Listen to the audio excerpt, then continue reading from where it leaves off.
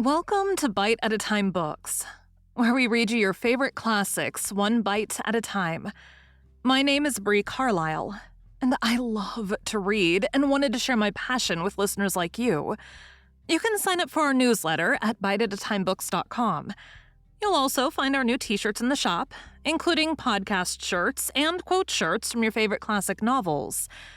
Be sure to follow my show on your favorite podcast platform so you get all the new episodes. We're part of the Bite at a Time Books Productions Network.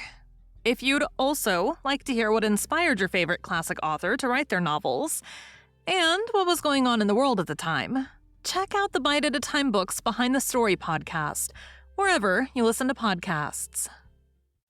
Today we'll be continuing Les Miserables by Victor Hugo. Book 6, Little Gavroche. Chapter 1. The Malicious Playfulness of the Wind. Since 1823, when the tavern of Montfermeil was on the way to shipwreck and was being gradually engulfed, not in the abyss of a bankruptcy, but in the cesspool of petty debts, the Thénardier pair had had 2 other children, both males. That made 5, 2 girls and 3 boys. Madame Thénardier had got rid of the last 2 while they were still young and very small, with remarkable luck. Got rid of is the word. There was but a mere fragment of nature in that woman, a phenomenon, by the way, of which there is more than one example extant. Like the Maréchale of La Mothe-Houdancourt, the Thénardier was a mother to her daughters only. There, her maternity ended. Her hatred of the human race began with her own sons.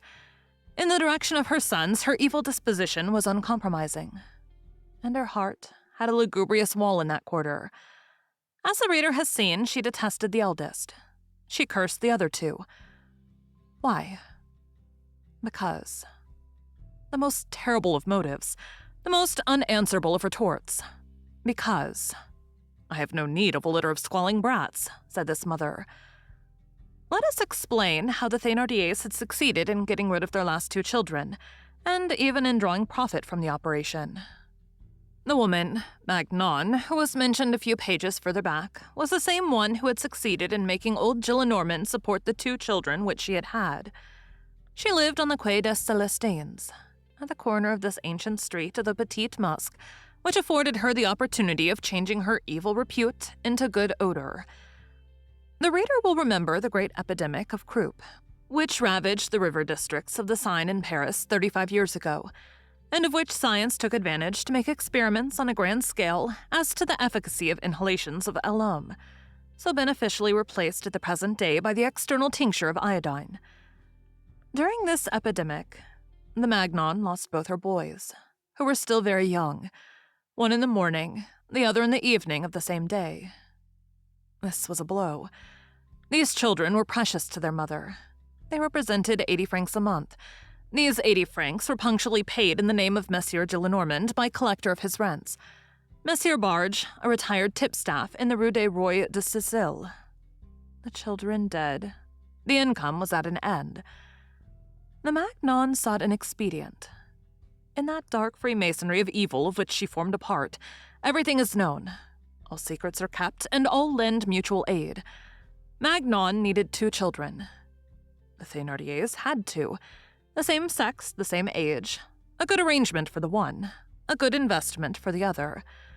The little Thénardiers became little Magnons. Magnon quitted the Quai des Célestins and went to live in the Rue Cloche-Perce. In Paris, the identity which binds an individual to himself is broken between one street and another. The registry office, being in no way warned, raised no objections, and the substitution was effected in the most simple manner in the world. Only the Thénardier exacted for this loan of her children 10 francs a month which Magnon promised to pay, and which she actually did pay.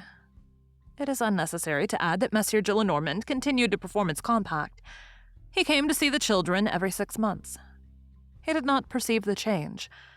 "Monsieur," Magnon said to him, "how much they resemble you." Thénardier, to whom avatars were easy, seized this occasion to become Jondrette. His 2 daughters and Gavroche had hardly had time to discover that they had 2 little brothers. When a certain degree of misery is reached, one is overpowered with a sort of spectral indifference, and one regards human beings as though they were specters. Your nearest relations are often no more for you than vague shadowy forms barely outlined against a nebulous background of life and easily confounded again with the invisible.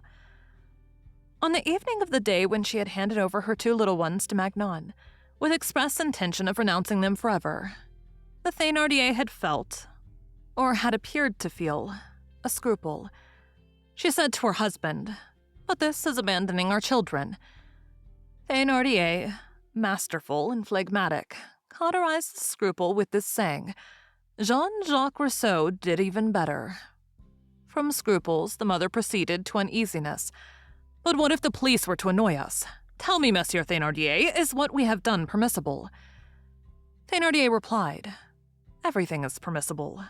No one will see anything but true blue in it. Besides, no one has any interest in looking closely after children who have not a sou."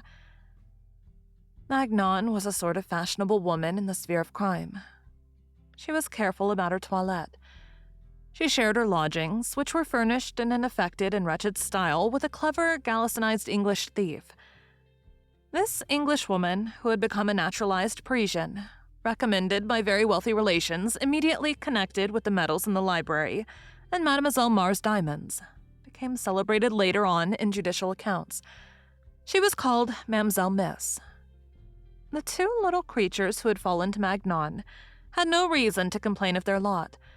Recommended by the 80 francs, they were well cared for, as is everything from which profit is derived. They were neither badly clothed nor badly fed. They were treated almost like little gentlemen, better by their false mother than by their real one. Magnon played the lady and talked no thieves' slang in their presence. Thus passed several years. Thénardier augured well from the fact. One day he chanced to say to Magnon as she handed him his monthly stipend of 10 francs, "The father must give them some education." All at once, these 2 poor children, who had up to that time been protected tolerably well even by their evil fate, were abruptly hurled into life and forced to begin it for themselves. A wholesale arrest of malefactors, like that in the Jondrette garret, necessarily complicated by investigations and subsequent incarcerations, is a veritable disaster for that hideous and occult counter-society which pursues its existence beneath public society. An adventure of this description entails all sorts of catastrophes in that somber world. The Thénardier catastrophe involved the catastrophe of Magnon. One day, a short time after Magnon had handed to Éponine the note relating to the Rue Plumet, a sudden raid was made by the police in the Rue Clocheperce. Magnon was seized, as was also Mademoiselle Miss, and all the inhabitants of the house, which was of a suspicious character, were gathered into the net. While this was going on, the 2 little boys were playing in the backyard and saw nothing of the raid. When they tried to enter the house again, they found the door fastened and the house empty. A cobbler opposite called them to him and delivered to them a paper which their mother had left for them. On this paper there was an address: Monsieur Barge, collector of rents, Rue du Roi de Sicile, number 8. The proprietor of the stall said to them, "You cannot live here any longer. Go there, it is nearby. The first street on the left. Ask your way from this paper." The children set out, the elder leading the younger and holding in his hand the paper which was to guide them. It was cold, and his benumbed little fingers could not close very firmly, and they did not keep a very good hold on the paper. At the corner of the Rue Clocheperce, a gust of wind tore it from him, and as night was falling, the child was not able to find it again. They began to wander aimlessly through the streets. Thank you for joining Bite at a Time Books today, while we read a bite of one of your favorite classics. Again, my name is Bree Carlile, and I hope you come back tomorrow for the next bite of Les Miserables. Don't forget you can sign up for our newsletter at biteatatimebooks.com, and while you're there, check out our t-shirt shop.